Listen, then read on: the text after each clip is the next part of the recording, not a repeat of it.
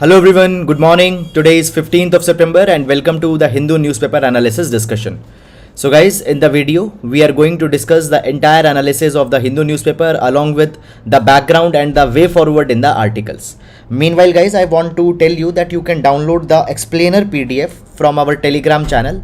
This explainer PDF can be followed along with the video in order to get the better understanding of the articles, and you can download this particular PDF in order to take the notes of the articles that we'll be discussing. The link for the Telegram channel has been given in the description box in YouTube, and you can search by going in the Telegram and searching Thinking Palette by Sahil.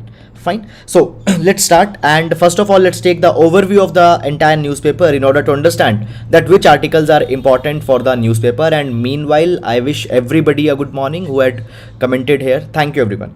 Okay, so the first article: Congress meltdown in Goa as 8 of the party's 11 MLA defect to BJP. So guys, this is basically the third, this is the second such mass exit in the past 3 years. So basically this is a kind of a political instability that is the Congress facing. However, political article, no need to go too much into the detail in this particular article for our examination. Fine. Hindi not a competitor of the regional languages. So guys, in the past what has happened, the Home Minister has repeatedly said this thing, that in the regional languages the higher education is to be provided, and specifically has emphasized on Hindi. Okay, specifically has emphasized on Hindi. Now after that particular thing, certain political leaders had said this particular thing, that the center is promoting Hindi disproportionately, and it is a kind of a bringing Hindiization or Hindigenization in the country. Now guys, in this particular capacity, the Home Minister had said this particular thing, that when we talk about Hindi, Hindi is not a competitor of regional languages. Every language is important. Hindi is not a competitor of Marathi. Hindi is not a competitor of Tamil. Home Minister had said that we want to emphasize the role of regional language, the role of mother tongue in giving the higher education. That's the thing that has come. Then cadets back at Jammu and Kashmir lake after 33 years. So basically guys, here basically the Manasbal lake into the Jammu and Kashmir, where again the NCC, that is the National Cadet Corps, have started to train. Now moving on, cabinet approves the addition of 4 tribes to the scheduled tribe list. So we'll see this particular article as what it is talking about.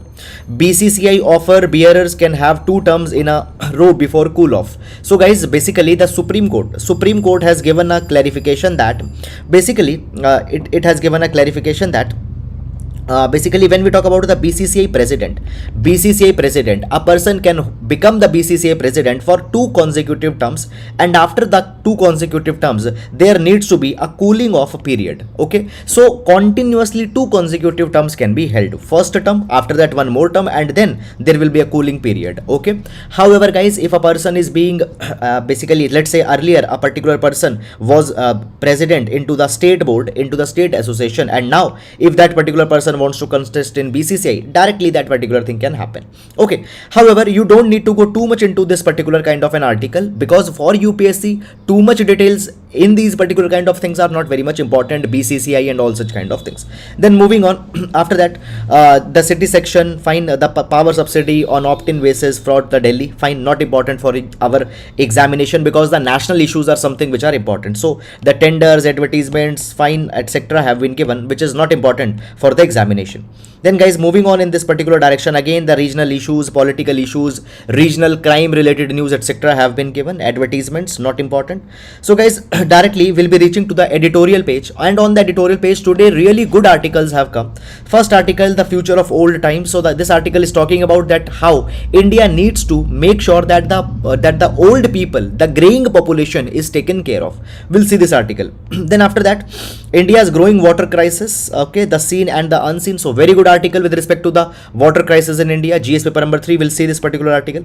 After that, engage with caution. So basically guys, yesterday if you remember, we have discussed that on the patrolling point number 15, there has been pullback from India as well as China. So basically the article is talking about that, okay, this is good that the disengagement has happened, but the border crisis is not over. Still we need to look forward that how other patrolling points on which there is the still buildup of the armed forces, it can be reduced. Fine. However, guys, for examination, article doesn't contain much of an academic substance. Then tax on the poor people. So guys, this particular article talks about that how right now the inflation is high, how the inflation is right now much higher. Okay, and as inflation is higher, it constitutes a lot more burden on the poor people. So inflation, it is a kind of a tax on the poor people. Now guys, understand, if you are following the newspaper analysis regularly, you can make the sense of this particular news even before, without going in this particular article, what this issue is all about. We have seen that 2 days back, finance minister has very clearly said this particular thing, that right now controlling inflation is not the priority for the government right now is more concerned about bringing the growth, and for that thing, for momentary time there will be high inflations, but that particular thing is not good for the poor people. Now guys, in the article the inflation level, okay, has been provided that, okay, for example, 93 basis point inflation increased to 7.662 from June. Okay, so basically month on month comparison of the inflation, how much percentage point it increased, how much it decreased, all these kind of things are being given. But I have told you many number of times, guys, that see, by the time you'll write your exam, all these data and numbers will change. Okay, because by that time there will be some different data, so no need to go and remember these microscopic data too much in the detail. Then imagining an alternative scenario in Ayodhya. So basically, guys, the Ayodhya crisis, okay, and that particular thing is being discussed here. Examining the Dolo scandal. Okay, we'll see what this article is talking about. The subsidy debate. Okay, we'll see this thing, but the power subsidies are being discussed in this article. We'll see that. Then understanding the Ukraine's counter offensive. So basically, in the past we have seen that the Ukraine has got some success, and the territories which were earlier acquired by the Russia, Ukraine has taken over back those territories. So this is a kind of a success for the Ukraine presently. So the counter offensive that has been given by the Ukraine, that particular thing has been discussed. Okay, so it has been discussed that, okay, which cities have been taken back, okay, what are all those particular details. But understand this particular thing, that Russia-Ukraine crisis, it is important with respect to the impact that will be there on India. Okay, how Russia-Ukraine is impacting the economy of the world, how Russia-Ukraine is bringing the geostrategic issues for India particularly, that part is important. But day-to-day development, that, okay, Ukraine has recovered some area back and all such kind of things, it's not important for your examination. Okay, so understand this particular thing very clearly. Low down on the essential medicine list, we'll see this particular article. Then a shadow library ban pits publishers against free information activists. So guys, in this particular article there is some very good substance with respect to our GS paper number 2. We'll see this entire article also. Then moving on, EWS quota, an affront on equal society. It's fine. See, there are two articles I'll show you. The first article is about EWS quota, an affront on equal society, and the second is the hijab ban amounts to discrimination. Now guys, if you are following the newspaper analysis regularly, okay, so basically we have covered both of these particular issues multiple number of times, but I'll tell you that what's happening here.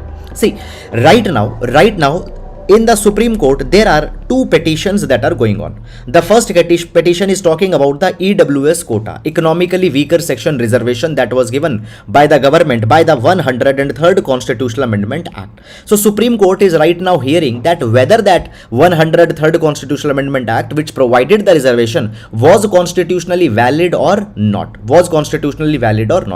And the second controversy that is going on is that hijab ban. So basically, in the past we have seen that the Karnataka High Court came out with a judgment, and it provided that if women are, if the school wants or if the educational institution wants, they can ban the hijab. Okay, the women will not be allowed to wear the hijab. Okay, so the hijab is not an essential practice of Islam. That was provided into the Karnataka High Court. So this petition is still there in the Supreme Court. Now guys, every day the arguments are being made, and from that particular thing is being reported that, okay, today this argument has been made, today this argument has been made. Now you need to understand this particular thing, that every day what arguments are being made, every day what debates are happening there into the court, that's not important. What will be the ultimate outcome, that is going to be more important in this particular direction. However guys, yesterday in this particular EWS controversy, that is the EWS, I had explained you entire issue in much more detail right from the scratch. So if you have seen, no need to go again in this particular article, and if you have not seen yesterday's newspaper analysis article, I'll highly recommend. Then moving on, no specific law against the hate speech. Now this is a new article that has come. Okay, so guys, here we'll understand the law commission's report number 267 onto the hate speech and all those kind of things we'll be seeing. Good article. Okay. Then guys, again, I hope you understand that day-to-day arguments that are being made into the courts, they are not needed to be seen. Then India shares concern with the US on F-16 refit. Okay, so basically guys, the Pakistan has fighter jets, that is the F-16 fighter jets. Now the USA had said that these F-16 fighter jets will be refitted by the USA. Okay, and now India has a concern with that particular thing because Pakistan has always exported terrorism in India. Then after that, moving on, one problem less on border. So basically disengagement on patrolling, point number 15 that has happened is being discussed. Then guys, the political articles, Congress are related articles, tenders, etc. not important. Moving on.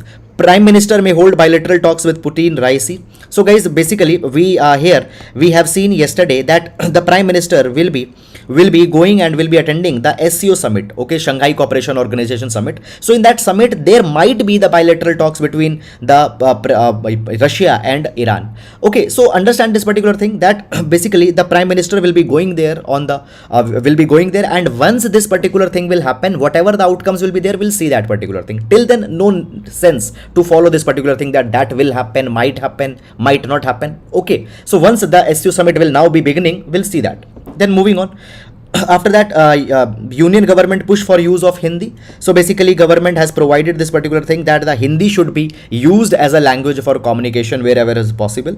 Then after that, set up regulator to regulate the medical device industry. So guys, a very good article onto the medical regulation that has come. So with respect to the health, we'll see this particular article. Okay, so fine. After that, moving on, Zelensky visits retaken strategic city. So as we have discussed in the text and the context, so some areas Ukraine has taken back, around that particular thing the article is talking about. Okay, then peace process in peril after Armenia Azerbaijan clash. Okay, so basically guys, between the Armenia and Azerbaijan, okay, so basically there are the clashes that are going on. Okay, so basically in this particular direction, okay, the article is discussing the details in that particular. Fine. Okay, then after that, moving on, Putin had rejected Ukraine peace deal. No need to go and follow these particular articles. Wholesale inflation slowed to an all month low at 12.4%. So wholesale inflation is 12.4% in August, which is low, but still it is a cause of concern. Okay, after that, exports dipped to a 9-month low. Guys, understand this particular thing, that export right now are 9-month low, today they are 8-month low or 3-month high or 4-month high. So this particular data is about the present month. Okay, so understand this particular thing, that going too much into these articles doesn't make any sense. Find the corporate news, the TCS, Infosys, Outlook, not important. Then understand this. Moving on, auto part makers must invest more in electronic vehicles, fuel, R&D, Gadkari. So the Minister of Transport has provided this particular thing, that the electronic vehicles, okay, fuel efficiency of the vehicles needs to be increased. Okay, moving on in this particular direction, India set to take poll in digital engineering study. Okay, so basically it has been provided that digital engineering it's increasing in India. Okay, and in this particular capacity it has been provided that India's digital engineering space is growing and will expectedly be contributing 50% to 60% of the country's overall engineering research and development. So in the digital engineering, okay, in the digital landscapes, India is moving forward, which is a good thing. Fine, because guys, the next, when we talk about it, the fourth industrial revolution that is coming, that is the digital revolution. In that, the digital engineering applications are going to be very important. Okay, so that's the thing that is being provided. And after that, we have the sports page. Now guys, let's discuss all the relevant articles one by one in the detail. Okay, so let's start with that. Now, starting up, so guys, first we will be taking the GS quotation. In every class we start with the GS quote that you can use in one of your GS papers. So guys, today we'll be taking the quotation from the Mother Teresa. Now Mother Teresa says that it's not about how much you do, but how much love you put into what you do that counts. So basically guys, here it has been said that the face value of an action, doesn't count, but what your intention is, that counts. So guys, if intention is good, if you are putting love in one particular action, if an action is coming out of a compassion, if it is coming out of an empathy and not just a formality, that action will be what counts more. So guys, the same thing goes on with respect to the ethics and morality. So when we talk about the ethics also lies in the intention of a person. So intention is something which counts, and in that particular direction, how much love you put, that is something which is more important. Now this idea can be used in GS paper number 4. This idea can be used in GS paper number 4, ethics. GS paper number 4, ethics. Is it clear or not? Fine. So there we can use this particular quotation. Moreover guys, every year 30 marks worth of question are coming on to the quote based category. There also we can use these particular understandings. Now moving on and taking the first article. So guys, first of all, understand that in this particular article we have clubbed the two articles, and both of the articles are concerning one common theme, that is the pharmaceutical sector reforms. Okay, so first I'll read the heading of the article, and after that particular thing I'll be telling you that what details have been carried in this particular article. Okay, so first let's see the heading. So the first article reads that the lowdown on the essential medicine list. And the second article talks about set up new regulator for the medical devices, says panel. Now both of these particular articles will see with respect to the pharmaceutical sector, pharma sector reforms. Okay, particularly the second article is very much important article with respect to the pharma sector reforms. Now where this particular article will be important in our GS paper. So we have GS paper number 2, and in the GS paper number 2 there is a topic of health. In the GS paper number 2 there is a health. So within GS2 health, this particular article will be important one. Okay, so let's understand this particular article. Okay, so both of these articles I have taken here, and I have given the notes also. The article number 1, that is the NLEM article, and the article number 2, that is the CDSU reform article. Both notes have also been provided. Now first of all, let's understand some of the background. Okay, so basically guys, when we talk about the background, what has happened, just 2 days back a new national list of essential medicines have been released. Now what is this national list of essential medicines? Now basically understand this particular thing, that there are certain medicines which are very much important for the people's well-being. Okay, there are many of the diseases which have become a national priority. Controlling those diseases have actually become a national priority. So government is running many of the national health programs. Okay, for example, for the TB, tuberculosis, we are running a national health program. Then guys, on to many other diseases, for example leprosy, we are running the national health program. So many of the diseases we are trying to control. Now understand this particular thing, that if the medicines will be very much expensive, how we will control that particular disease. So therefore government comes out with the national list of essential medicine, in which whatever medicine's name will be put, those particular medicines pricing will be controlled. Who will control the pricing? We have one more body called as NPPA, that is the National Pharmaceutical Pricing Authority of India. Again I'll repeat, NPPA, it stands for the National Pharmaceutical Pricing Authority of India. It can control the prices of all the drugs whose name has been put in the NLEM. Is it clear? So recently actually what has happened, government has released the new version of the National List of Essential Medicine 2022, and in this particular edition they have put 384 drugs across the 27 categories. Is it clear? Now guys, understand some of the important points.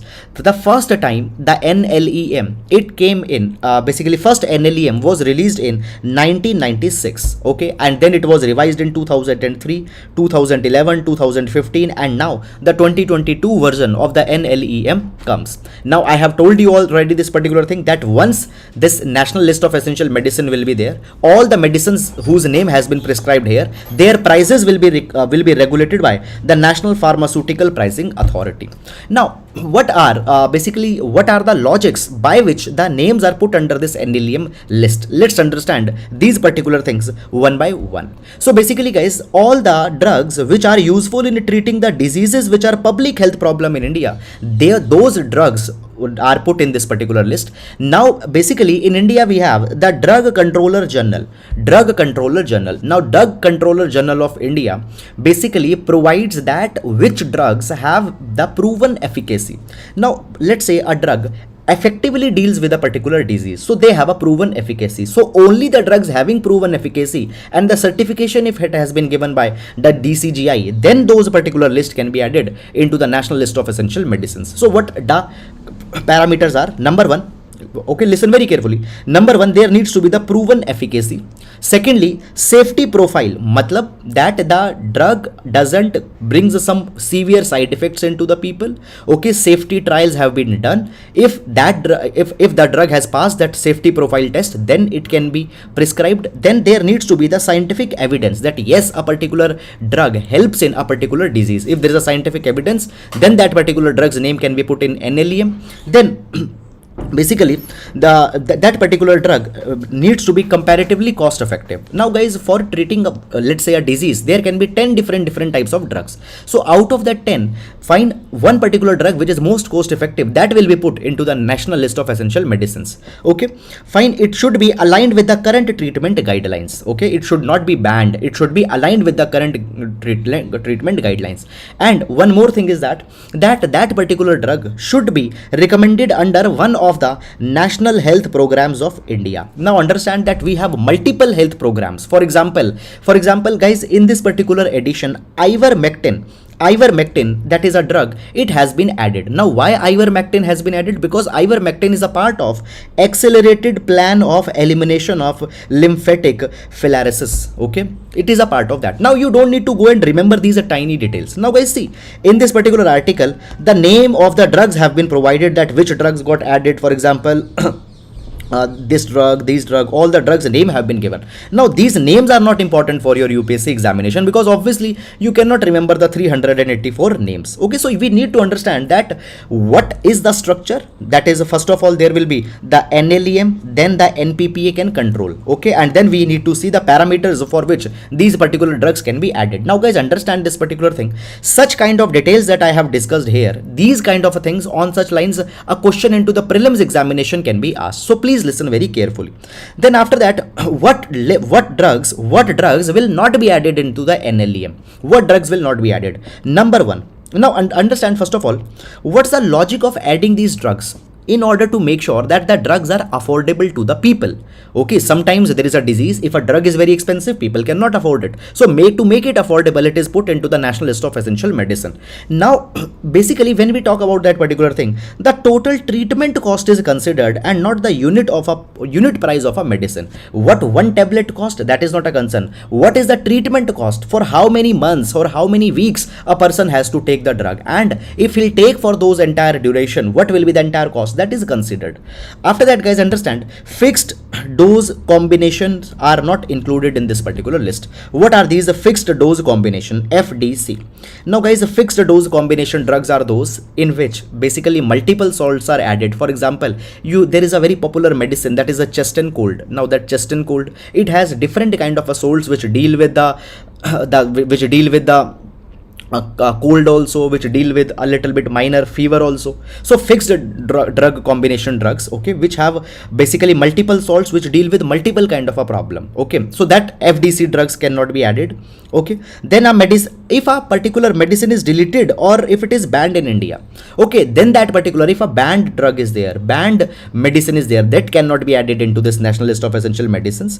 If there are reports of concerns on safety, if there are reports that a particular drug is not very safe for the people, then that drug should be removed if it is added, or if it's already unsafe drug, then it will not be added. Then if a new medicine had come with better efficacy, then that drug will be added and the earlier existing drug will be removed. Now understand this particular thing, that this year's NLEM, that is the NLEM 2022 that has been announced, there are some concerns and criticism that are coming here. Basically, 4 patented medicines have also been added. Now, patented medicine, guys, suppose I discover a medicine and I find that medicine very effective for a particular disease, then I can get a patent of 20 to 25 years. So 4 of the patented drugs have been added. Now, this particular thing might be discouraging to the inventors, might be discouraging to the pharmaceutical industry. Understand this particular thing, that when the research and development is going on, it takes so many years, it takes so much of the money. So therefore, guys, when the patent is given to the researcher, a researcher is given an immunity that, okay, for next 20-25 years, you can only sell a particular drug at a particular price, whatever you think fit. So if the patented drugs are being added here, obviously it means that the inventors, they will face a loss because the drug will be sold at a fixed price. So this particular thing might impact the research in India. So the Organization of Pharmaceutical Producers of India is concerned with the inclusion of the 4 patented drugs. It will have some impact onto the innovation ecosystem in India. So this is, guys, the entire issue that has come in this particular direction. Okay, so I hope that you have understood this particular entire issue. Okay, so beyond this, guys, beyond this, you don't need to read even a single word for this NLEM issue, that is the National List of Essential Medicines. Not even a single word is to be needed beyond that. Then there is, guys, the another article that has come. Now this particular article, it talks about that we need to set up a new regulator for the medical devices industry. Now this article again is going to be important for the same, that is the GS paper number 2 health. GS paper number 2 health, it's going to be important. Now let's understand that what this article is talking about. So basically, guys, you need to understand that some of a background first. So we have a body, that is the Central Drugs Standard Control Organization, CDSCO. Fine, Central Drug Standard Control Organization. Now when we talk about the Central Drug Standard Control Organization, this particular body is a kind of an overarching body. Okay, this particular body, first of all, you understand that this particular body falls under the Ministry of Health. This body falls under the Ministry of Health. Okay, now this particular body controls the, it regulates the pharmaceuticals, okay, drugs, etc. It also regulates the medical devices. Now what are the medical devices? For example, guys, some people, they are fitted with the pacemaker, hip implants are there, joint implants are there. Some people have to be in they need the rod insertions, okay, if they face some kind of a fracture. So hip implants, joint implants, pacemakers, stents, etc., they come under the medical devices. Okay, so to regulate the medical device as well as to regulate the pharmaceutical sector, we need a body that will make sure that the substandard products are not there, safe products are there. So for that particular thing, we have the Central Drug Standard Control Organization. Is it clear or not? Now when we talk about this particular organization, what has happened recently, a parliamentary standing committee on the health, Parliamentary Standing Committee on the Health has submitted a report, and in this particular report, the Parliamentary Standing Committee has talked about that we need to make sure that the CDSCO is being reformed. There are certain concerns, there are certain problems with respect to the CDSCO that has come. Okay, so fine. So let's discuss that what this Parliamentary Standing Committee has provided. Okay. So the Parliamentary Standing Committee has provided that we need to bring a new law. And there needs to be entirely a new regulator for regulating the medical device industry in India. So right now, when we talk about the CDSCO, it is regulating the pharmaceutical, that is the drugs, salts, etc. Fine, it's regulating the pharmaceutical sector, and the secondly, it is also regulating the devices. Now, when these particular thing is happening, the CDSCO is not able to regulate the device industry properly. Okay, there have been substandard medical devices that are entering into the market. So for the device, it has been suggested that we need to bring a separate regulator. As well as we need to bring a separate law. Who recommended this thing? Parliamentary Standing Committee on Health. Okay, who recommended this? Parliamentary Standing Committee on Health. Okay, so they have provided that, just a minute.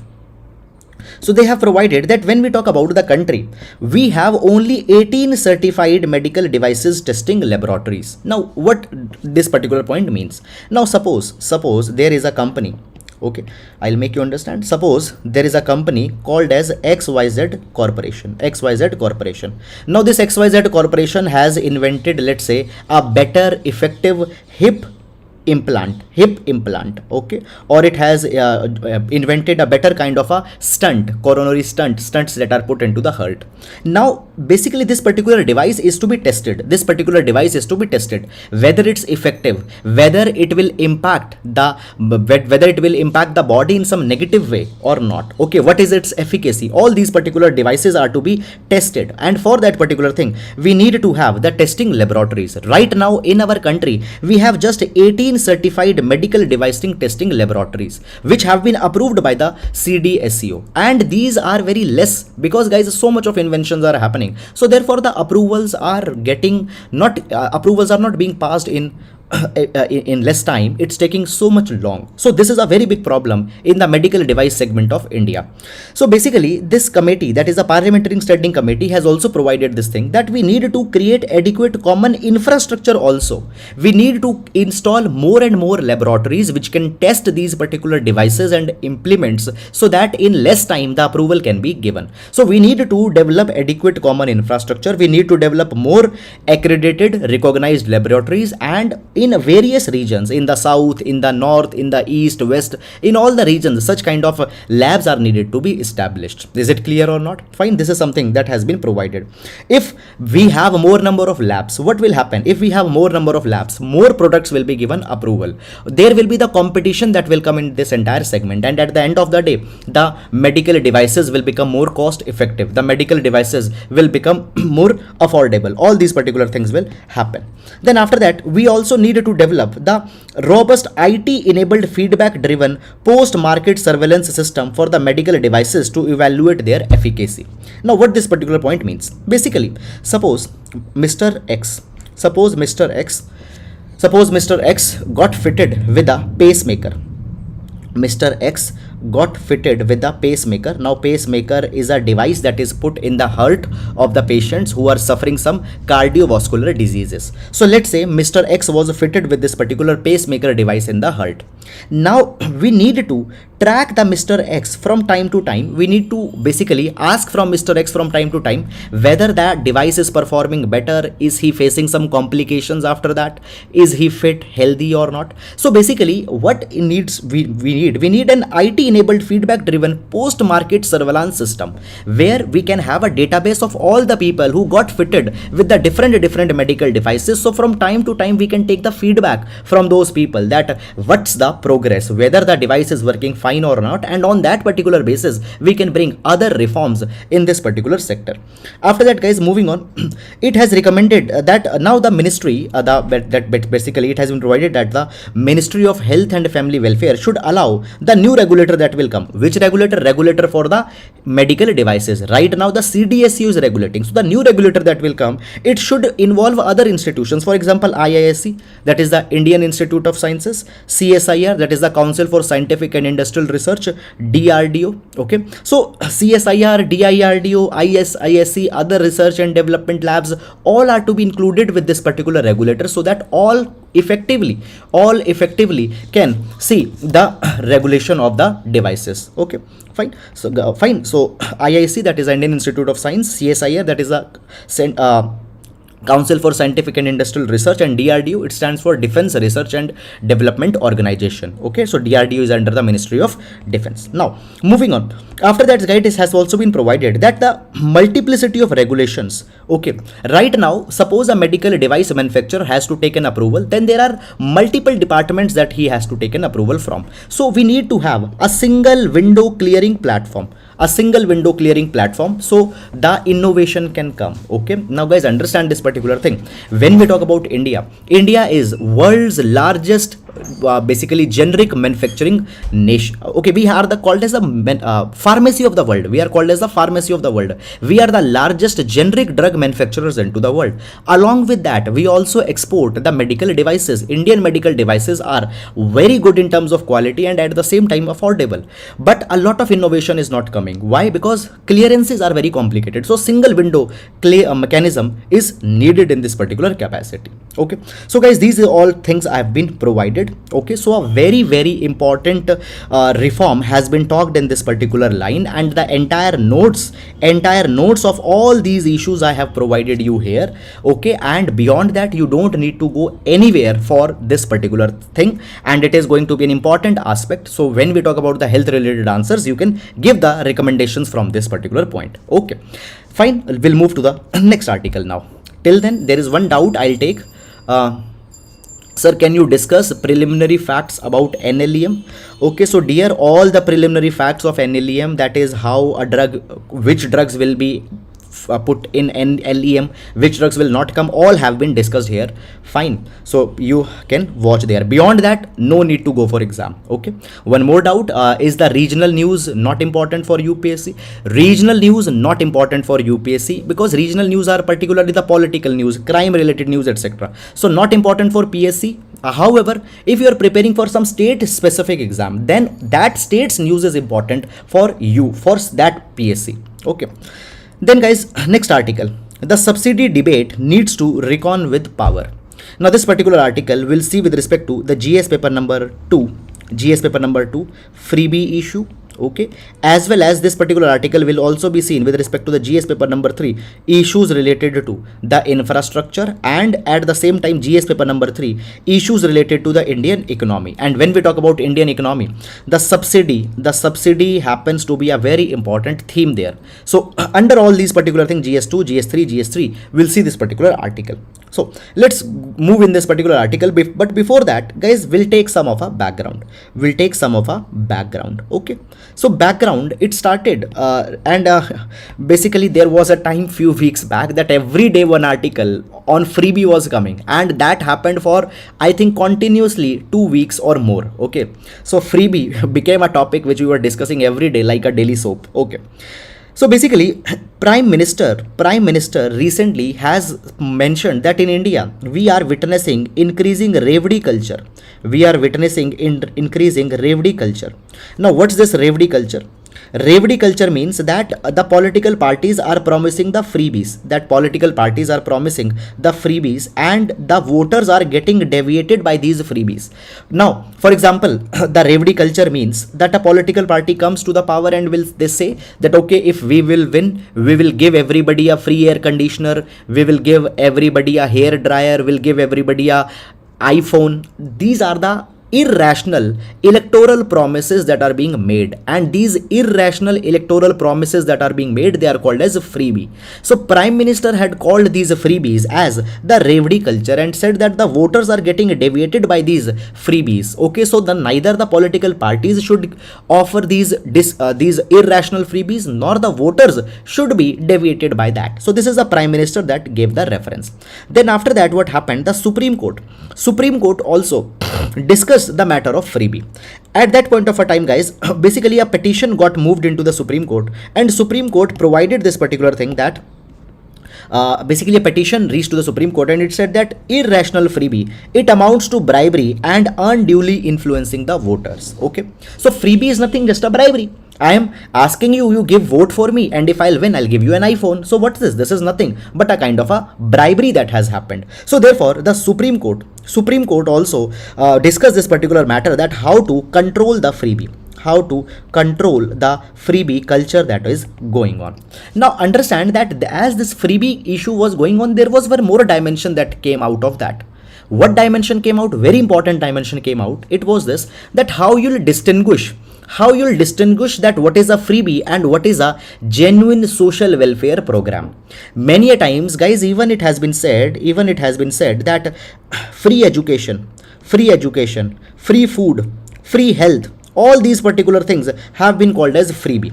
But you know this particular thing, that this is actually not a freebie. These are the genuine welfare programs for the poor people.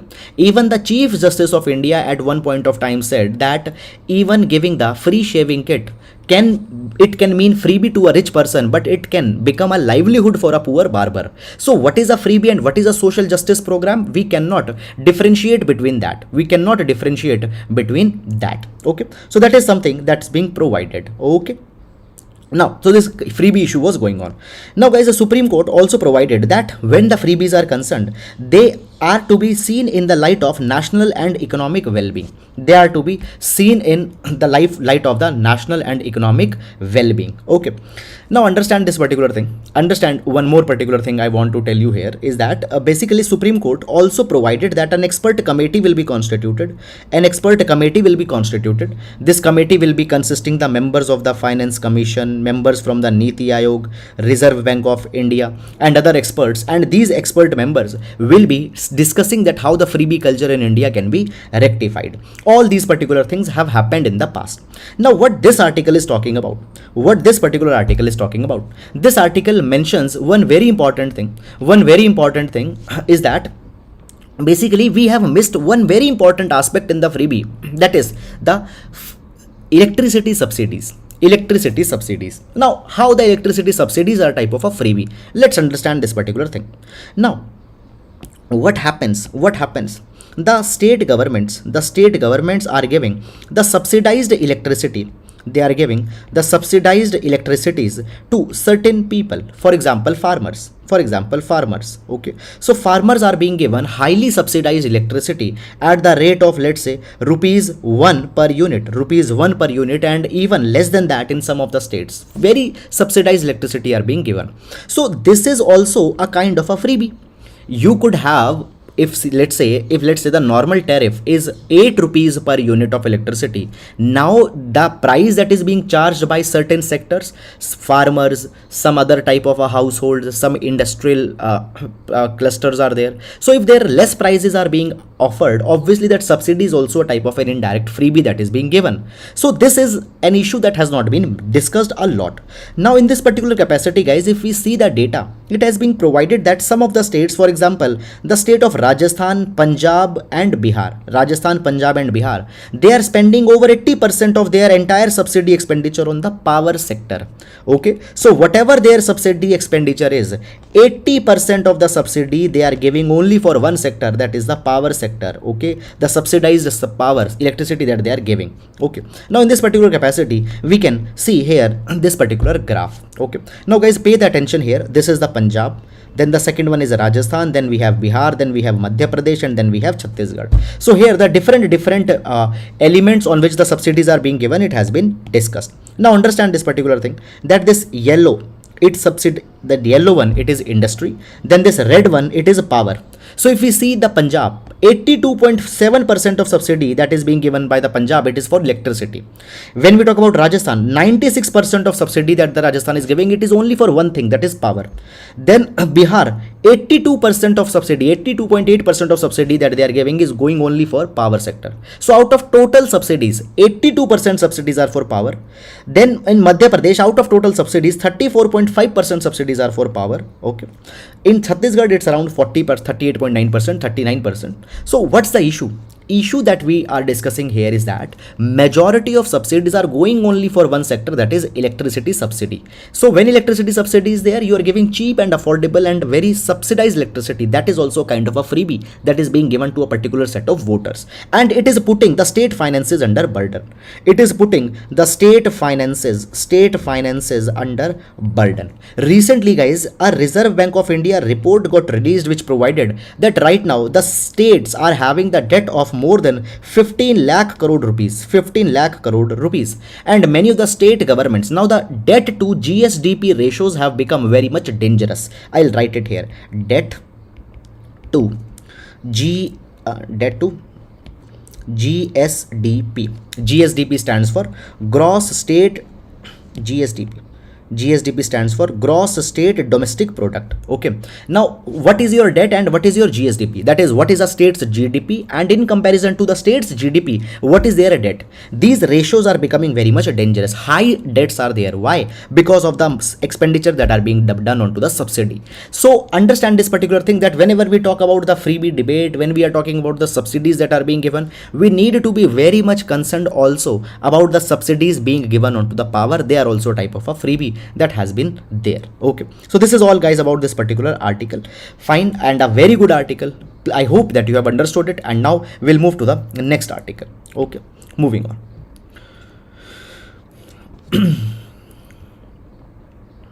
Okay, there's one question, sir, any comment on the ethics aspect of person receiving the freebie? Guys, understand this particular thing, that a person receiving the freebie, you see this particular thing, that when we talk about the country, according to the estimates of poverty, if we take onto the basis of Tendulkar committee, 21.9% of people in India, they are below the poverty line. 21.9% people are below the poverty line. Secondly, guys, understand this particular thing, that when the voters are there, voter has a responsibility. Voter has a responsibility, that is sure, that they need to make sure that they need to select that government which will be bringing the collective welfare, which will be talking about the national priorities, national issues. That is a responsibility of a ethical and an educated voter. But at the same time, as I told you, that in India we have so much of poverty, many a number of times people are concerned that which political party will give them immediate gain. That is something that happens. Are you getting it or not? So yes, it is also an ethical responsibility of people, that the people should vote only those parties, those leaders which can promise on some national priorities. Okay, but at the same time, the entire responsibility cannot be put onto the voters, because guys, a higher responsibility is of the people who are contesting the election, candidates. According to the Gandhiji has given the theory of 7 social sins, and in the theory of 7 social sins, Gandhiji provides that the politics without principle is a sin. So the politicians, they need to understand that they should fight election on issues and ideology, on principles, and not on these particular kind of matters. Okay, so this is something that you have to understand. Okay, that is okay. Regional news is important, like political, social. Guys, understand this thing, that political issues, which government is making party, which MLAs are defecting, etc. When the academic concept is there, for example, let's say there is anti-defection law, that's important, but political news, okay, all these kind of things, and that too regional news, not important for UPSC examination, because on such lines the questions are not asked into the examination. However, if you are preparing for state PCS exams, then you should consider your state's news. Okay, moving on. No specific law against hate speech, election commission. No specific law against hate speech, election commission. Okay, now understand this particular thing, guys, that basically a petition has been filed in Supreme Court with respect to hate speech. Now, when we talk about the hate speech is problematic, even if it is being given from an individual, or if it is being given by the pretext of a political party. Now, understand this particular thing. Now, when we talk about the article number 19 of the Indian Constitution, article number 19 talks about the fundamental right for speech and expression. Article number 19 talks about the fundamental right for speech and expression. But this article number 19 is also having a ground of reasonable restriction. And in the reasonable restriction, it is being provided that you should not use your speech in order to incite some enmity between two groups, in order to incite some communal rights, in order to hurt the feeling of a particular group. So reasonable restriction on speech can be there. But often it becomes very much difficult that what is actually the free speech and what is actually the reasonable restriction, where to draw this particular line. Many a times even the hate speeches are being given in the name of the free speech. Okay, so this becomes a very problematic thing. Now guys, when the hate speeches are being given by the political party, it is particularly very much concerning. We understand this, we see this particular thing today. The hate speeches are being given, rumor mongering is being carried by the political parties. Okay, and that particular thing has a potential of invoking the acts of terrorism, acts of genocide, acts of ethnic cleansing in the society. Many a times the riots can happen because of the hate speeches that have been given by the political parties. So basically we need to control the hate speech by the political parties. Now guys, understand this particular thing, that when we talk about the hate speech, there is a particular report by the Law Commission on the hate speech, that is the Law Commission's report number 267 onto the hate speech, that was published in 2017. This particular report has given certain ways as how the hate speech can be controlled. But what about the political parties? What about the political parties? Now guys, this Law Commission 267 report talks about the hate speech. However, there is still absence of, just a minute, however, still there is an absence of specific law governing the hate speech and rumor mongering during the election. During elections, such kind of a hate speech and such kind of a references are being made. What to do then? What is the control on political parties? What is the control on the political leaders? How they can be held accountable for the hate speech that has been made?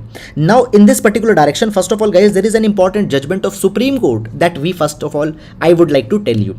So there is Abhiram Singh case, where the Supreme Court said that any appeal to vote or refrain from voting on the ground of religion, caste, race, community or language by a candidate would amount to corrupt practice under the Representation of People Act 1951. So as per this particular Abhiram Singh judgment, Supreme Court very clearly provided that you cannot ask vote, or you cannot ask to not to vote on the matter of religion, on the matter of caste, race. It will be a corrupt practice. But this particular Supreme Court judgment has not been followed up till now. Still the people are voting still the candidates are dividing the people onto the name of religion. Hate speeches are being made, references of certain particular religions are being made. That is going on openly. Now in here the responsibility of Election Commission of India comes. Here the responsibility of Election Commission of India comes. Now what's the responsibility? Election Commission of India, fine, has been given the power by the virtue of Constitution that they need to oversee the conduct of elections, and the elections need to be into the fair, free and transparent manner. And therefore from Election Commission of India it was asked that what you have done in order to control the hate speeches that are being given by the political people, by the political contestants. Now the Election Commission of India had said this particular thing, that see, Law Commission of India has given its 267 report onto the hate speech, but the Law Commission has not made any recommendation with regard to as what specific powers the ECI has with respect to the hate speeches. Now understand one particular thing I want to tell you. Many a times it's said that if a hate speech is being given by a political party, we should de-recognize that political party. Election Commission of India had said, fine. Election Commission of India had said that the Law Commission, when they have give their report onto the hate speech, they have not provided that whether the ECI has the power to de-recognize a political party, okay, if a political party has made some hate speech. Can ECI de-recognize them? On that, Law Commission has not made any recommendation. So ECI said that number one, there is no law for hate speeches over the political parties. Secondly, ECI's power to de-recognize is also not there, and even that is not recommended by the Law Commission 267 report. Election Commission of India said that right now there is a lack of a specific law. There is a lack of a specific law against the hate speech and rumor mongering during the polls, during the election. And the Election Commission of India, it has to use the provisions of IPC, Indian Penal Code, or it has to use the provision of the Representation of People Act to ensure that the members are not making the statements which are creating the disharmony into the society. But a specific law is not there. Now understand that there is a model code of conduct also that comes in place when the elections are going on, but the model code of conduct has no legal sanctity. Okay, so basically model code of conduct, for example guys, when the elections are announced, new projects cannot be done, fine, new schemes cannot be launched. That is the model code of conduct. But the model of code of conduct is not legally enforceable. Are you getting it or not? So therefore ECI had said that we don't have much of a power, we don't have a specific law to curb these particular hate speeches. So therefore in India what we need to have a specific law for the hate speech given by the political parties. So that's something which has come in this particular direction. Okay, so this is all. I hope that you have understood, and now we'll be moving to the next article. Okay, there's a question, sir. Please share your Telegram link and provide all this in PDF format. Okay, it is a request. Okay, so dear, already the link for the Telegram channel has been given in that YouTube, and this PDF has been uploaded on the Telegram channel, so you can download that. So it's already given there. Now, a shadow library ban pits publishers against free information activist. Now, this particular article is going to be a very important article with respect to GS paper number 2. With respect to GS paper number 2 education, GS paper number 2 education, as well as this article is very much important with respect to free information versus copyrights. Free information versus copyrights. Okay, so the debate of free information versus copyright for the promotion of education, we'll see this particular issue fine with respect to the exam. Now, moving on. Okay, so basically guys, before going in this particular article, I'll tell you some of background. I'll tell you some of a background before going in this particular article. So background goes like this, let's see. Basically guys, there are many of the publishing houses. Okay, for example, there is the Taxman publication, there is Macmillan publication, there is Oxford publication. So there are many of the publishing houses that we have. Okay, now these publishing houses, they have the copyrights over much of the researches, much of the research journals, okay, and the papers, research papers, they have the copyrights. And these publishing houses, what they do, they make available these copyrighted researches to the people on per pay basis, on per pay basis means that you want one research journal, you pay us some money, we'll give you the accessibility of that particular journal. Okay, or there are subscription models. For example, you can take the subscription, and by that subscription, whatever journals or whatever researches paper they have, you can access to that. So right now this is an arrangement. Okay, so basically guys, understand this particular thing, that the students who are doing PhD or the students who are doing research, so for their PhD or for their research or for their other study purposes, they have to refer to many of the other published researches, they have to refer to other journals. Now all that, basically you know that the students, we are one of the most poorest community of the country. Okay, and we cannot afford to pay for all these particular researches every time, because sometimes their pricing is in dollars. Okay, it can be in hundreds of dollars, so it becomes very much difficult. Okay, so this is the present issue that is going on. So there is a demand that there should be free availability of these research journals, there should be the free availability of the research journals that is going on. Okay, now guys, understand these particular things, that how first of all you need to understand that how these research journals reach to these publishing houses. Okay, how these research journals reach to these publishing houses, which then make them copyrighted. How this happens? So first of all, let's understand this entire process. So basically guys, when we talk about the scientists and researchers, okay, scientists and researchers, when we talk about them, just a minute. Yes, so when we talk about the scientists and researchers, many a times they are being funded by the governments or the foundations to carry out a particular type of a research and a particular kind of an experiment. Okay, and what they do some research. Okay, for example, let's say there is many of the R&D centers which have hired the scientists. They are doing the research, and whatever findings they have, they publish these particular findings. Through the journals. Now, why they publish their findings through the journals? Guys, understand this particular thing. Suppose I am a scientist, and I have made a particular finding. Okay, let's say I am a physicist, and on string theory I have made one particular finding. Now what is the guarantee that finding that I have made is true? So what happens, this particular scientist will publish this finding. So that the other people can read this finding, this particular finding, and can give their feedback on this particular finding, that you have made this mistake, or you are wrong, or you are correct. Also, okay, so this the other scientist will be giving their feedback. This is called as peer review. review mechanism. It is called as a peer review mechanism.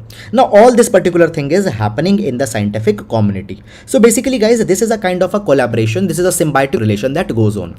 I'll do some research, other people will peer review it, will submit my comments, sometimes some other will do research, I will review, I will submit the comment. In this particular thing the scientific community works.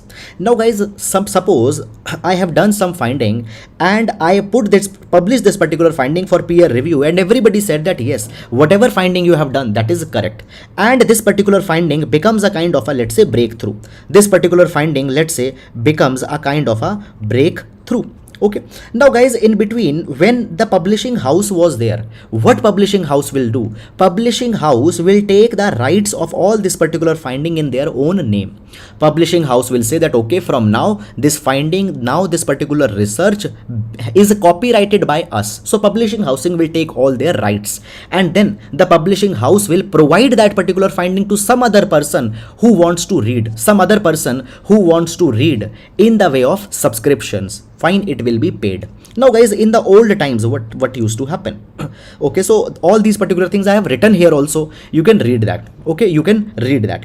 So I'll just read for you so that you can connect again. So basically these journals, okay, authors, they don't receive any compulsion for publishing their works in journals. They don't receive any money, and even they don't want money. Is it great? Guys, understand that all the people, okay, who truly love knowledge, they spread knowledge without any economic consideration. So they don't want some money. Okay, so they give these much of these rights free of cost to the copywriters. Okay, now basically the reviewers review them. Okay, they voluntarily submit their articles for the publishers.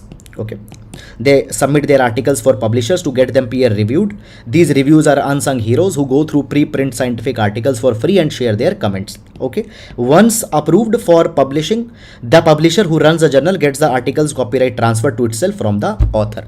Now understand that into the pre-digital era, that made some sense. In the pre-digital era, that made some sense. Why? Because guys, earlier the physical hard copies were to be published of the research. Okay, so basically the publishers also asked money, and that made some sense, that we are printing, we are publishing that particular thing in hard copy, and we are giving you hard copy. So if you want to read it, you need to pay that. It made some sense. But what happened in pre-digital era? It made some sense, but with the coming of the internet age, the things are now changing. Now what has happened? Basically, there is practically the zero cost that is coming for making these publications available to anybody. Okay, these publications are in soft copy. You can download it that in the PDF format. So publisher is now not incurring any kind of a cost. So therefore now still also the publishers are asking a lot of money from the researchers if they want to read these particular research documents. That is all the thing that is going on. Now guys, in this particular capacity, we have the Budapest Open Access Initiative. Now Budapest Open Access Initiative, this particular initiative provided that there needs to be the open access. These journals, these articles needed to be provided free of cost to the students. Are you getting? So open access movement is going on in the entire world, and such open access movements counterparts are going in the America also. Now as this particular thing is happening, in this background there is one discovery that happened. What discovery happened? Shadow libraries or mirror libraries have emerged. Now what are these shadow or mirror libraries? These libraries are the online databases that provide the digital ebooks, academic articles, academic journals free of cost to the people. So basically guys, you might have heard about the torrent. Okay, so torrent was a kind of a platform where you can go and you can download the movies. So this is a torrent of the journalist articles, investigative articles. So you can go to these libraries and can download all the articles, journals free of cost. So these are the mirror libraries, these are the shadow libraries. Fine. And the two most important and most having a very big database, two of the libraries, that is the Sci-Hub and the LibGen. Okay, LibGen. These are two such platforms. They have the copyrighted books, articles, journals, and providing them free of cost. Now the publishers have a problem. Publishers have a problem with these particular kind of a websites. They say that these are the wrong websites. They are stealing the copyrighted content. But at the same time, guys, academicians, authors, okay, as well as the educationists, they support these websites. They say that these websites or these libraries are making the education accessible to the poor people. They are making education accessible to the common man who might not have been able to afford the education if it has to be paid. You getting it or not? Now guys, let's take this example. We are having this class on YouTube. And all the students who want to prepare are getting the advantage of the class. Okay. Now at the end of the day, this entire thing is going on without some consideration. So what's happening? The student community is getting a benefit. Now let's say some coaching institute comes in between, and that coaching institute asks me that you should not conduct the online classes because our profit margins are ending. So that particular issue is happening here. So these digital libraries are providing the free access, and the publishing houses has a problem with that particular thing. Is it clear or not? And in the same capacity, recently what has happened, there was one of a case that has been filed by the Taxman Publications Private Limited, and it has been said that basically the Z library, now the Z library, it is a such kind of a mirror library. This digital library, it is providing the free of cost articles, free of cost research papers to the students, and Indian students are accessing the articles from this particular Z library website. So basically a case was filed in the Delhi's 30 Hazari court, and it was asked that the Ministry of Communication and IT should ask the internet service providers to block this Z library's website, It was a mirror of a libgen, okay, libgen that we have just discussed. So they asked them that you should block them. Now the 30 Hazari court had said that yes, this website is to be blocked, and that website got blocked. Clear? Now as the website got blocked, here there is one controversy that has come, is that basically is free information, okay, a controversy, that is the free information more important for the sake of people and education, or the copyright is more important? What is to be given more important? Fine. So basically guys, when the copyrights are there, the publishing houses, they have big pockets, they have a lot of money, they can hire lawyers and they can fight these cases very rigorously. But on to the another hand, there are the poor student communities, okay, and at that time they have to accept whatever the verdict is going on. So basically guys, this is the entire issue that has happened, and you need to understand that government actually needs to protect these digital libraries, need to make sure that these digital libraries are there so that all the student communities can take benefit out of that. So this is guys all about this particular issue. I hope that you have understood it, and now we'll move to the next article.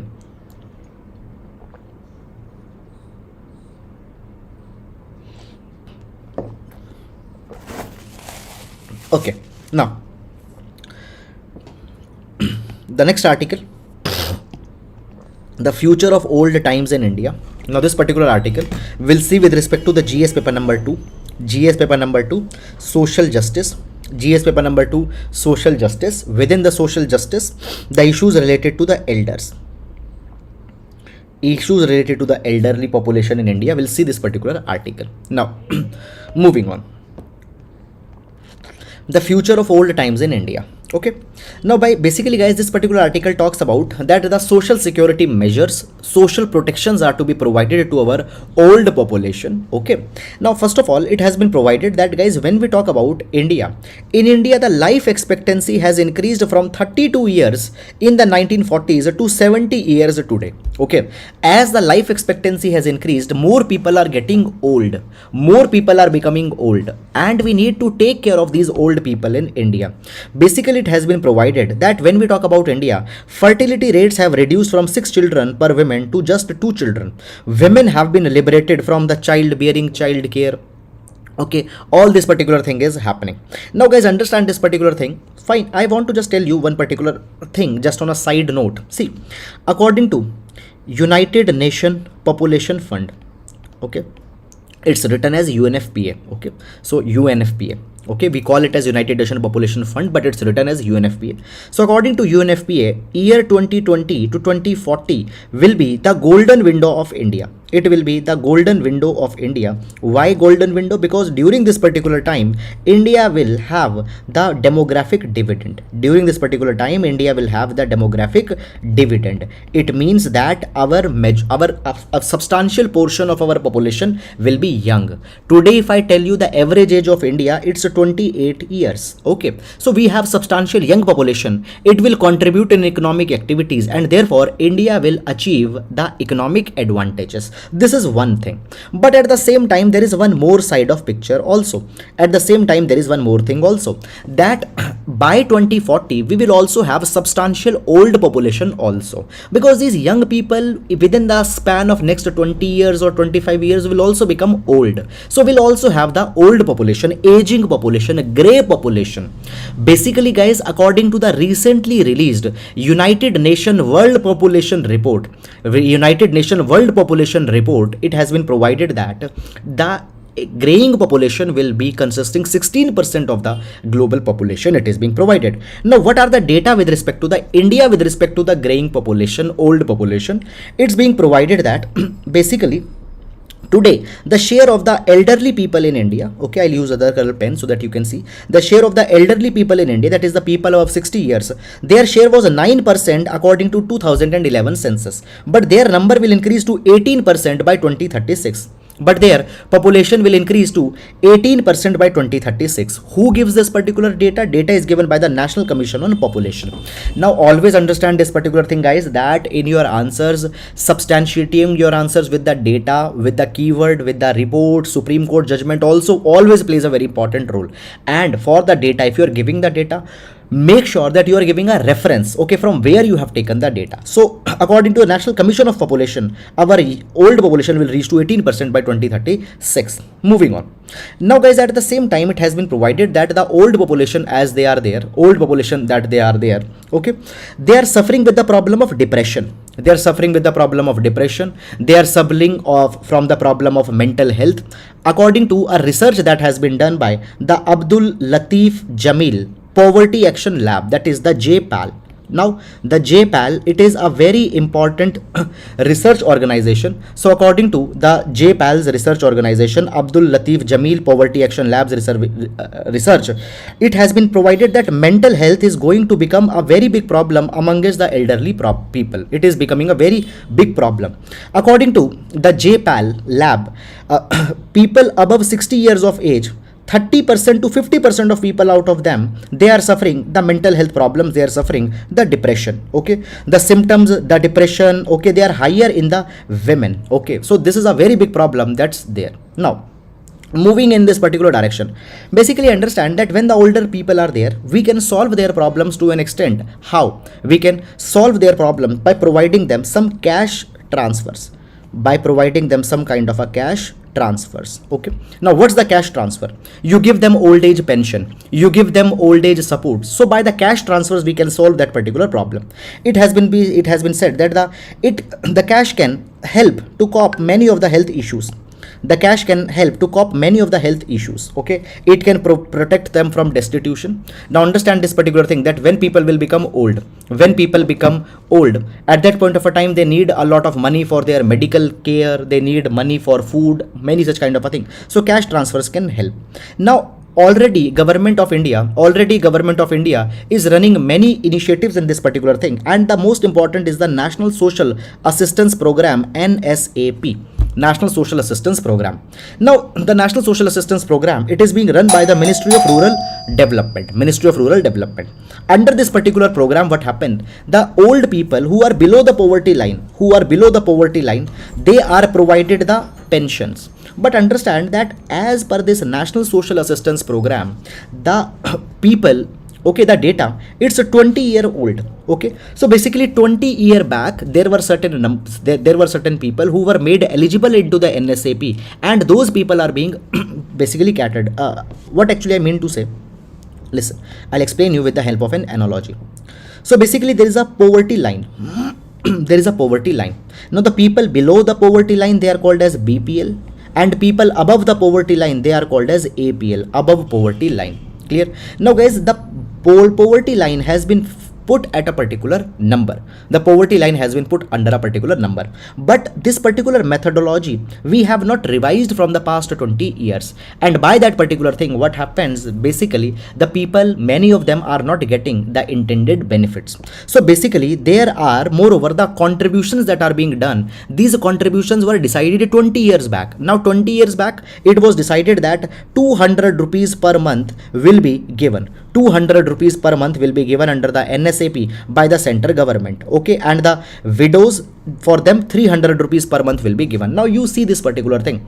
Can anybody make his can afford his living in just 200 rupees for entire month? No, not at all possible. So these numbers 200 rupees were decided 20 years back. So obviously today they cannot help the old people. Okay, now guys, at the same time in NSCP the state also gives some component.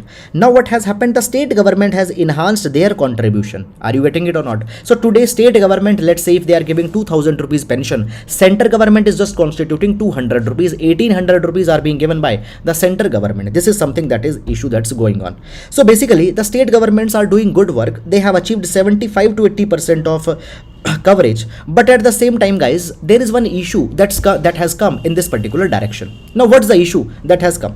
Understand that when we talk about any welfare scheme, there could be targeted approach, there could be a target approach of a welfare scheme, and then the second one, there could be the universal approach. Now targeted approach means that only a specific type of people will be covered. Universal approach means that everybody will be entitled. Now when we talk about the pension that we are giving today to the old people, that is based on to the targeted approach. Only the people in BPL category will be provided the pension, though that is a targeted approach. Now the article says that why you are making this a targeted approach, make it as a universal approach. Simply if a person has been above 60 years of age, that person should be given the subsidy. Now it has been provided that targeting the social benefits is always difficult because there will be the exclusion error that will be there. Exclusion error, it simply means that let's say a person was actually entitled for let's say the pension, but he is not getting. Why? Because he did not had documents, he did not had knowledge, he did not had awareness, so he is not getting today. So exclusion has happened. The person who was to give, that person is now not getting the benefit. That is the exclusion error that comes. So there are large number of exclusion error even into the pension for the old age people. It's leading to problem. Moreover, understand this particular thing, that even into a well-off household, the old people can have dependence on their relatives. Old people can have dependence on their relatives. Old people might be very much vulnerable. Their children might not be giving them money for their sustenance. So there could be a lot of problem. So basically it has been provided that rather than targeting, we need to go for universal subsidy to the old people. Okay, now understand this particular thing. That actually, basically, suppose this is an older person and he has to get a pension. Now that pension is a targeted pension. Targeted pension means that only few people will be given this particular pension. Now guys, what will happen? You need to submit documents, you need to submit your age document, you need to submit your income certificates, you need to submit other documents. Now old people, number one, they don't have knowledge many number of times, and number two, it is very much difficult for them to go and visit. Okay, so it becomes very much difficult for them. So therefore what happens when we are targeting and when we are bringing the complicated formalities such as submitting the BPL certificate, other documents, these formalities can be very much problematic for the elder people with low income and little education. Now in this particular capacity, it has been provided that in Tamil Nadu, eligible population has been left out of the pension scheme. Okay, many number of times when the universal intervention, when the targeted interventions have been there. Okay, so in Tamil Nadu, what has happened? It has been found that the people who were left out of the pension schemes, they were found to be much poorer than the pension recipient. So what is this? This is an example of exclusion error. The people who are not being given pension, they are much poorer. than the people who are actually getting the pension. So these kind of problems comes when you target. So rather than targeting, give a universal pension. Universal pension simply means that give pension opportunities to everybody who is simply old. This is something that has been provided. Now guys, understand this particular thing, that a better approach is the transparent approach where eligibility can even be self-declared. Okay, simply a person will say that I want pension, the pension should be given to that. Now it has been provided that there will be much problem in that particular thing. Larger pension budgets will be required. Several states need larger pension budget, but understand there are certain states which are very poor. For example, the states such as the Odisha, fine, Rajasthan, they have provided universal social security pensions. So if the poorer states such as the Odisha etc. are able to provide the pensions, then why other states cannot do that particular thing? So today the time has come that we need to revise the mandate of the NSAP, that is the National Social Assistance Program. Now this particular year, what's the budget of NSAP? It's just 9,652 crore rupees. It's just 0.05% of India's GDP. Okay, so we need to enhance the budget of the NSAP and we need to provide more pensions to the old people. That is a way to take care of our elderly population. Guys, understand this particular thing, that we are facing the problem of old population. So along with the demographic dividend, we need to focus on achieving the longevity dividend. Longevity dividend means that you can take the benefit of your old population also, but how? Only when your old population will be healthy, your old population will be productive, and they will be healthy and productive once their basic necessities are taken care of. And for that particular thing, universal pensions make a lot of sense. So that is all about this particular thing. So that's all about that article. Now guys, we'll move to the next article. Now, very good article, India's growing water crisis, the seen and the unseen. Now this particular article we'll see with respect to the GS paper number 3, environmental resources and environmental issues. Okay, we'll see this particular article. Now moving on. Now the article is talking about the growing water crisis in India. Now before going in this particular article, guys, I would like to tell you this thing. It was said that if there will be the third world war, ever in the world, that third world war will be because of the water. That third world war will be because of water, because today water stress has increased, water crisis have increased. Are you getting it or not? So this is a very big issue. Now today when we talk about the water crisis, it has become a very big challenge. Now here I am going to give you many of the references with respect to the water crisis in India. Please make sure that you are noting down these particular reports, etc. So according to the UNESCO World Water Development Report 2022, it has been provided that global concern over the rise of the global concern over the fresh water withdrawal has been acutely problematic. Understand this particular thing. What's happening, guys, today?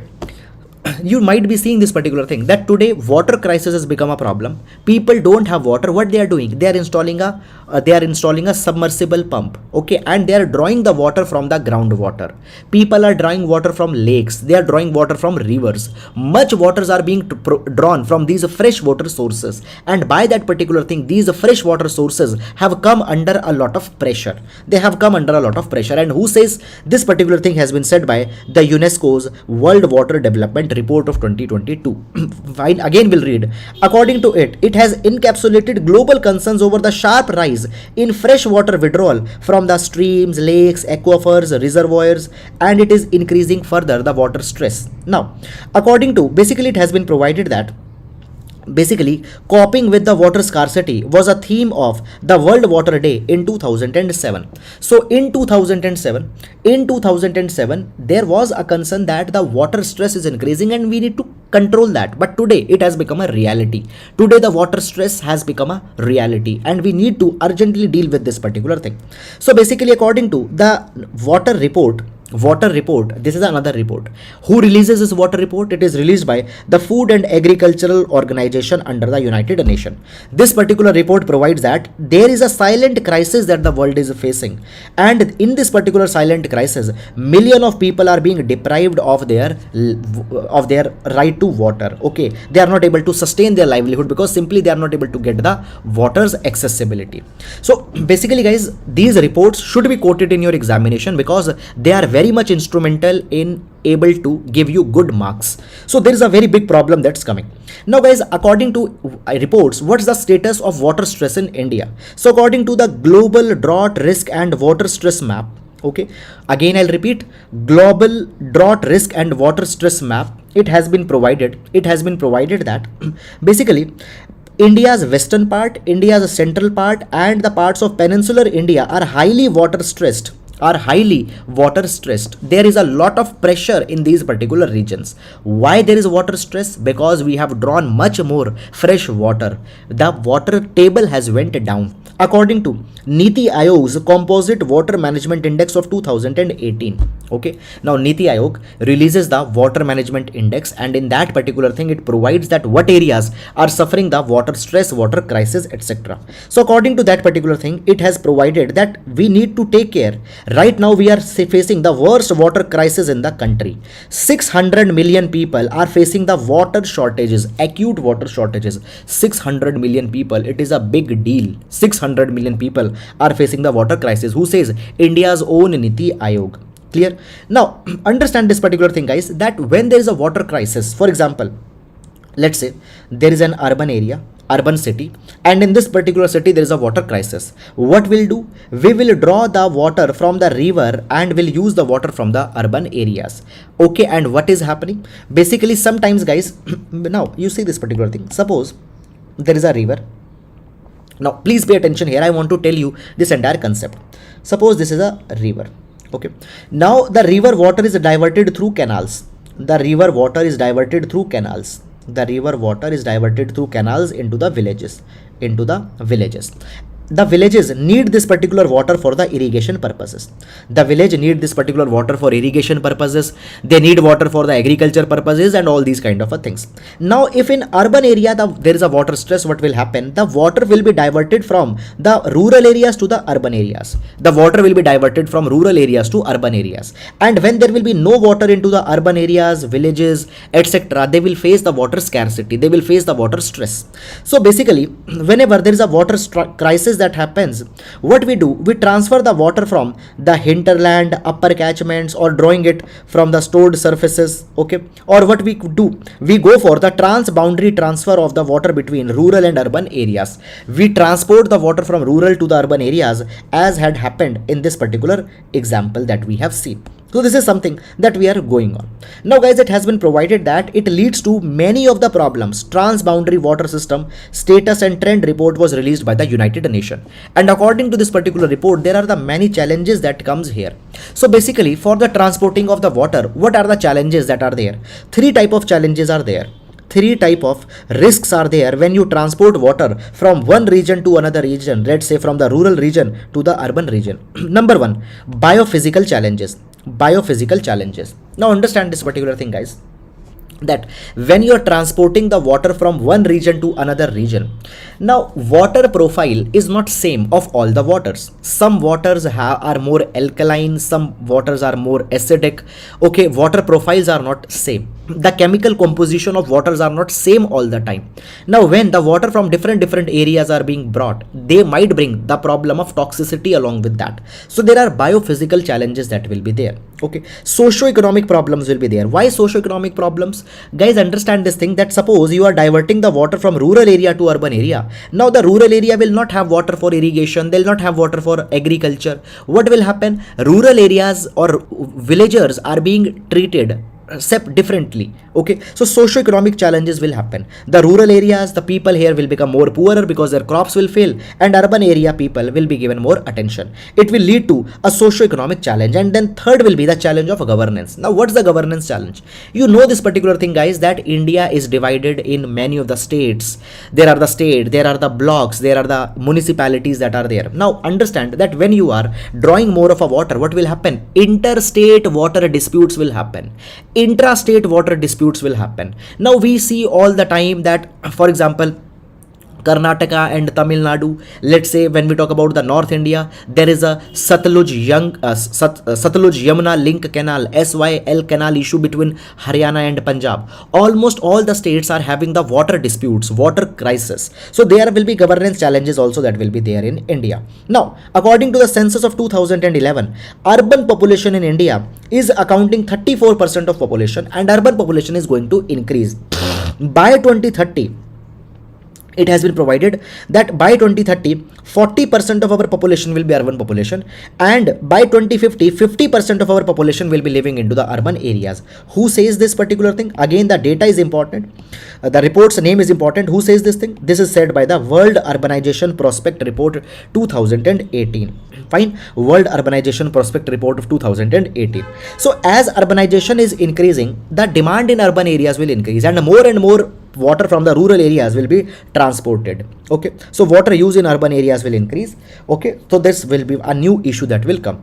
Now here a case study of Ahmedabad has been given. Now this Ahmedabad case study is a good case study. According to this particular case study, it has been provided that around 1980s, 80% of the water in the Ahmedabad, it was drawn from the groundwater sources. So from the groundwater, 80% water of the Ahmedabad was coming in 1980. But now what has happened? Ahmedabad, and because of that thing, the depth of the groundwater level reached to 67 meters. Now the city is depending onto the water from the Narmada canal. So now they are not depending onto the groundwater, they are depending onto the water from the Narmada canal. This particular water is coming. So the stress has been shifted from the ground level water to the surface water. This is something that has happened. But guys, whatever the sources, the cities are depending onto the rural areas for the water, for the raw water supply. The water that is coming, let's say even the Narmada canal is bringing the water, that water has been diverted from the rural areas where that same water could have been used for the irrigation. So this is something that is going on, and it will bring the urban rural water disputes in India. Now one thing that we can focus is on the grey water management. What we can focus on is the grey water management. Now what's the grey water management? Okay, basically guys, here I want to give you the example of Singapore. Here I want to give you the example of Singapore. Now Singapore doesn't have much of the water resources. What they do, whatever their sewage water is or whatever the waste water is, they purify that particular water and make that particular water to drinkable grade. So today we are wasting a lot of water. For example, the water that you are wasting by washing clothes, the water that is being wasted in sewage and all that thing. So that water can be managed, that water can be purified, and then water can be given again to the people for the consumption purposes. It is called as the grey water management. Now that is something which we have missed. So right now guys, we need a kind of a situation where we need to deal with this particular challenge in more holistic manner. Rural and urban dimension, okay, the governance challenge, all the challenges are needed to be discussed. So basically we need a new system, we need a new approach where we need to make sure that the water discussions are happening in the country. Okay, a system perspective and catchment scale based approach are necessary. Okay, to link relocation of water with wider discussions on development, infrastructure, investment, fostering a rural urban partnership. Understand this particular thing. We need to have a holistic debate. Fine, we need to see that, okay, what water is there and how water is to be divided into the different components. For example, what water will go to the rural area, what water will go to the urban area, and that allocation of water needs to be done on a wider after the wider elaborations, after the wider deliberations have taken place. Okay, so this particular thing is needed. Institutional strengthening is needed. Institutional strengthening is needed. We need to make sure that our institutions which will deal with the water management, they can deal with this particular problem in a constructive manner. So these are guys all the issues that are to be taken care of. So that's all about this article, and now we'll move to the next article. Examining the Dolo scandal. Examining the Dolo scandal. Now this particular article guys again will read with respect to the GS paper number 2 health. GS paper number 2 health, that is the pharma sector. Pharma sector. Okay. By the way guys, today we have seen many articles onto the pharma sector. So this is one article that is there, and then the first article that we have seen, that is the article where we have seen these two articles, that is the NLEM article and setting up of the new regulator by the CDSCO. Both of these articles are also for the pharma sector. Okay, so much good coverage has come in the today's newspaper. Now Basically guys, this particular article is talking about a recent controversy. This article is talking about a recent controversy that happened. Now, first of all, understand this particular thing, that you don't need to go in this particular controversy, that how many crore rupees scam was there, who got caught, what happened. Okay, no, that is not needed. But I'll tell you very briefly what happened. Actually, you might have heard about this Dolo tablet. You might have heard the name of the Dolo tablet. Now this is a 650. Okay, this is a this is a 650 Dolo 650. It is a tablet that is given for treating the fever and body pain.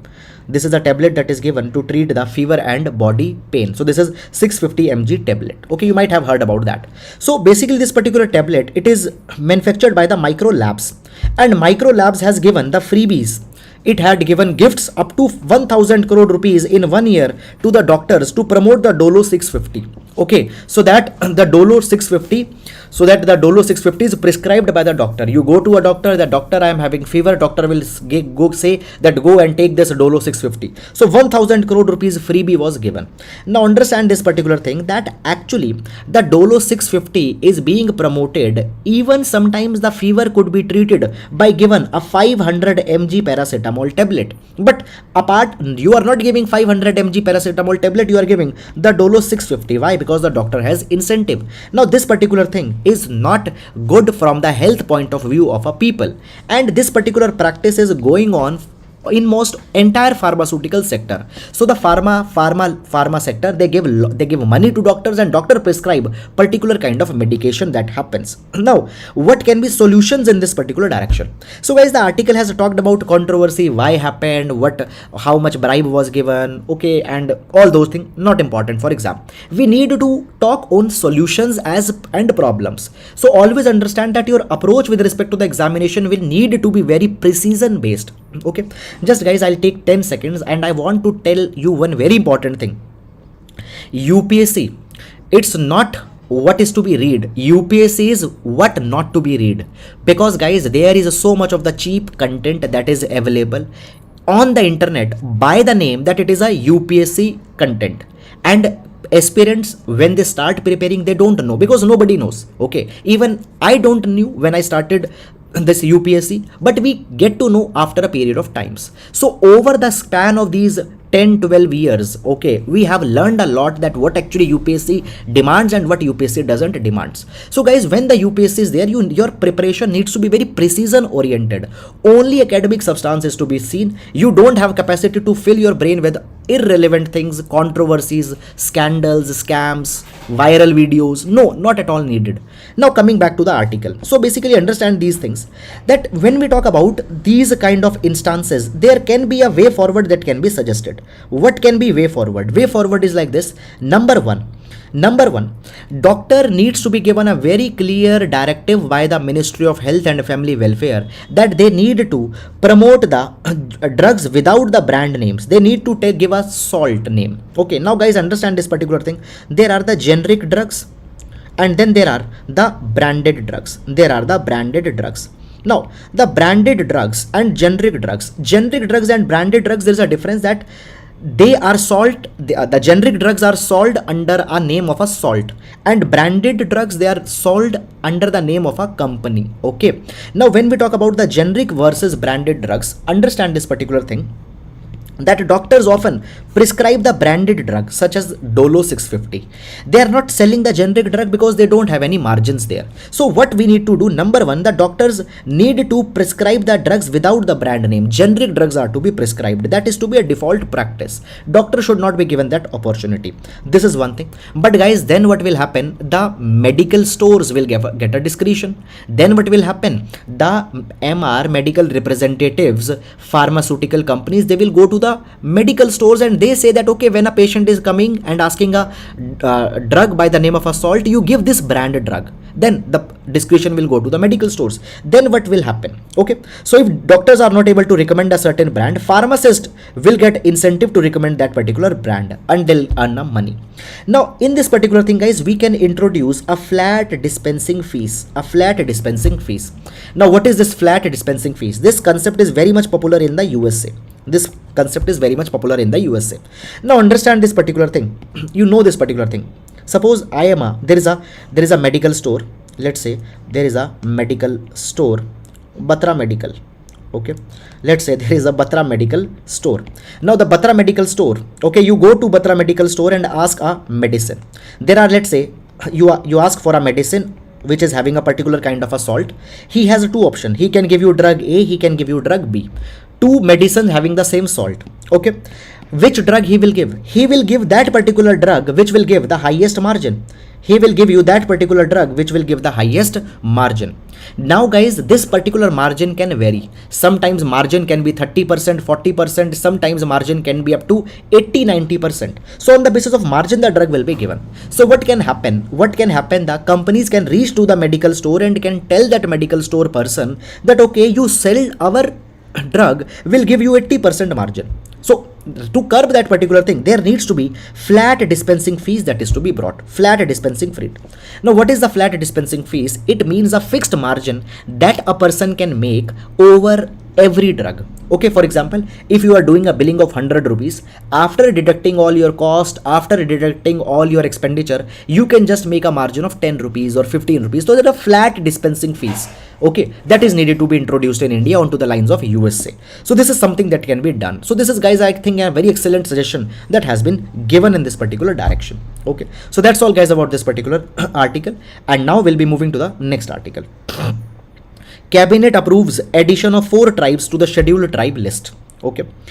Now guys, when we talk about this particular article, this article becomes important for your prelims examination. Okay, under the topic of polity. Now, understand this particular thing, guys. When we talk about the scheduled tribes, before going in this particular article, you need to know about the article number 342. Article number 342. So, article 342 empowers the president. Article 342 empowers the president, that president can declare any community as a scheduled tribe community. Fine. So on the screen here you can see the article number 342. Okay, so article 342, it reads that the president may, with respect to any state or union government, after consultation with the governor or by public notification, can specify the tribe or the tribal communities. Okay, that is the case. Now after that particular thing, guys, just a minute. After that particular thing, guys, this particular thing can happen. This is article 342. Then, but you know this particular thing, that the president cannot have the powers. President, whatever the president do, president has to do on the aid and advice of the council of minister. So basically, the president is not having the sole authority of notifying the ST list. It has to take the recommendation from the council of minister, from the government. And here the cabinet's role comes. Cabinet roles come. So cabinet will approve particular tribe, that a tribe will come into the list of a scheduled tribe, and then the president will issue a notification in that particular direction. Now guys, the 4 tribes have been added into the ST list. So let's see that what these tribes are and in what region, what state these tribes are found. So number 1 is the Hatti tribe. Now the Hatti tribe, it is found into the Sirmaur district of the Himachal Pradesh. Okay, just a minute. So the Hatti tribe of the Himachal Pradesh has been given the status of ST, scheduled tribe. Then the Nari Koravan and the Kurivi Karan.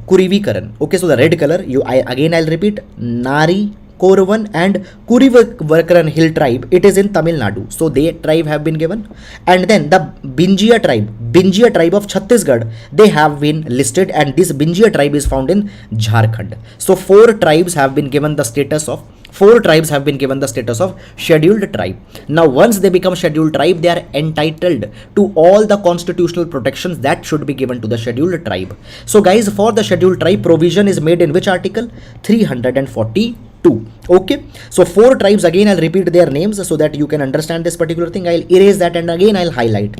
So first is the Hatti tribe. Hatti tribe is in the Transgiri area, Sirmaur district, Himachal Pradesh. Second tribe is the Nari Koravan tribe and the Kurivakaran tribe. Now this tribe is from the Tamil Nadu. After that there is a third one, that is the fourth one, that is the Binjia tribe. The Binjia tribe is from the Chhattisgarh. Okay, now this particular tribe, okay, this tribe, it is in Chhattisgarh. It was listed in as ST already in Jharkhand and Odisha, but not in Chhattisgarh. So now what has happened? This Binjia tribe, it has also been given the status of ST into the Chhattisgarh. Earlier it was in Jharkhand. Okay, so please guys take attention, again attention on this particular point. Binjia tribe, it is earlier an ST into the Jharkhand and Odisha, but not in Chhattisgarh. Now in the Chhattisgarh also they have given the ST status. Okay. After that, guys, at the same time, the cabinet has also approved that the Gond tribe, Gond community. Okay. Now the Gond community is in the Uttar Pradesh. This community will be brought under the ST list. Now the earlier the Gonds of Uttar Pradesh, earlier the Gond community into the Uttar Pradesh, they were into the scheduled caste. Okay, from the scheduled caste they will be brought to the scheduled tribe list. So this is all something that has happened. Fine. So keep this particular thing. Fine. So guys, these are all the issues that had happened in this particular direction, and the tribal issue. Fine. This is all this particular thing. Such kind of questions have been asked already into the prelims examination. So therefore again such a question can come. So that's all, guys, about this particular issue, and with this we come to an end to the today's newspaper analysis. Okay, guys, I can see here a doubt that please conduct interaction session. So guys, do you want that we should hold one-to-one interaction or a Q&A based session? If you want that session, please write in the comment box and please let me know. If you want, we can organize such kind of a session. So that is all, guys, for today. I hope that you have understood, and with this we come to an end to the today's newspaper analysis. We'll be meeting tomorrow. Till then, guys, please take care of yourselves. So we'll be coming tomorrow live at same time, that is around 7:15 a.m. Okay, so till then, please take care of yourselves. Thank you so much. And guys, if you have liked, please do hit the like button, please do subscribe to channel, and please do leave your lovely comments. Your comments are always very important, and it always motivates us to work hard. Thank you so much, guys.